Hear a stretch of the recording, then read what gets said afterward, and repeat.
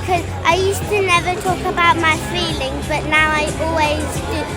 And it's very annoying because the Prime Minister doesn't want us going to family futures anymore, but I love it. And it's helpful to a lot of people. Yeah, I'm nervous this morning, excited. I'm really excited to see us all come together as a community and hopefully make a big noise about the changes that we want to happen after the government's appalling decision on the 14th of April. We want the cuts made to the ASDSF reversed. So I'm excited. There's already a really nice community atmosphere here, ready for our peaceful protest. We've got our petition ready to go. So let's get our voice loud and proud. Hi, I'm Winnie Wilson. I'm the MP for Twickenham. I'm the Liberal Democrat spokesperson on education, children and families, and I'm here today because we have to support our most vulnerable children who've been through the most unimaginable trauma. And I'm absolutely outraged by the cuts to the Adoption and Special Guardianship Support Fund. And I'm here to support all of these heroes who take on children who've had a really tough start in life, to make their voices heard, to Keir Starmer and Bridget Phillipson, to say these cuts must be reversed now. Delighted to be here.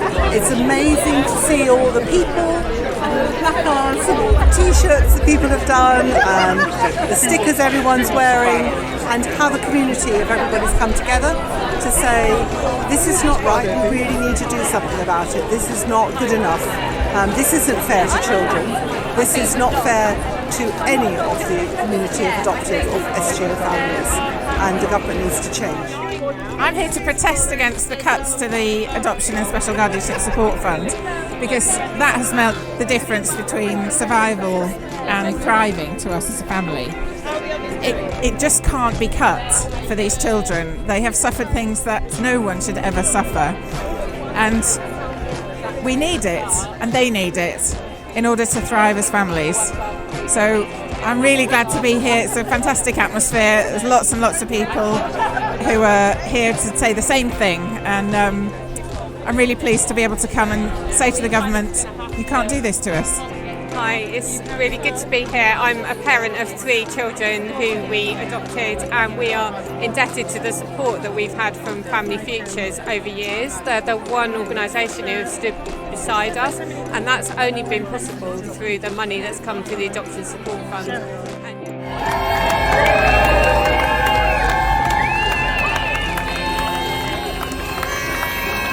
Stephen with Family Futures, and we've got an incredible turnout.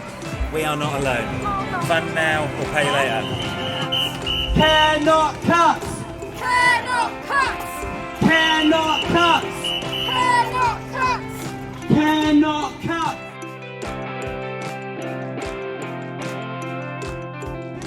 Dear Secretary of State, my name is Sydney, and I'm writing to you not just for myself, but for all the other adopted children and young people like me across the country. I am deeply disappointed and upset by the government's decision to cut funding for therapy and mental health support for adopted children. Firstly, I wanted to say that I've been doing this long enough to remember life before the Adoption Special Guardianship Support Fund, and I don't want to go back to that. It was then that families could only get funding if they were at the point of disruption, and sometimes not even then. So surely we can't be going back to that.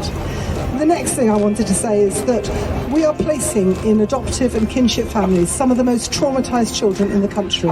They are no longer like they were when I began 30 years ago, 2 or 3. They are now 6, 7 or 8 and have lived through things that no child should ever have to live through. And we really need to be doing something different. We should be not cutting the Adoption Support Fund, we should be extending the Adoption Support Fund.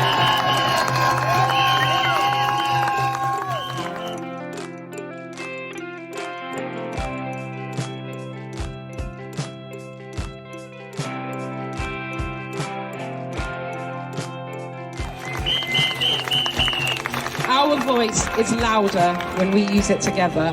Our voice is stronger when we use it together. We have come together to fight for our children, and that fight does not end today, it starts today. You have all had to fight so much already, and I am so sorry that you have to do it again. However, what we are is a group of people with an exceptional set of skills and abilities to advocate for our children.